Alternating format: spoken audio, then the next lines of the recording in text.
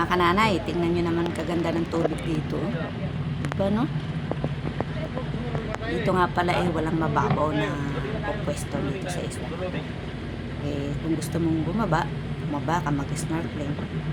Yung ibang hindi bababa, yun lang sa boat. Parang ang tagal na namin dito, no? Siyempre, hindi. Di wala na kaming kinain pag napatagal namin dito. Alam niyo naman kasi, pag napupunta tayo sa ibang lugar, kailangan natin gumawa ng maraming video. Kailangan natin yung kay Lolo Mets. Kahit na pa-cents lang yan, pag naipon, makukuha mo pa rin. Diba?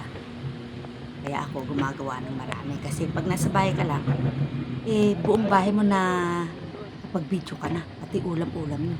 Hindi ubos na. Hindi kailangan pag umalis ka ng bahay, huwag ka mag-video.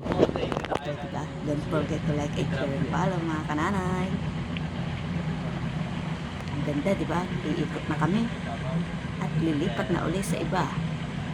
Diba mga kananay? Ang ganda ng lugar na to. Ano masasabi nyo? Tubig, o tingnan nyo. Green. If we don't have radio, we don't have weather out.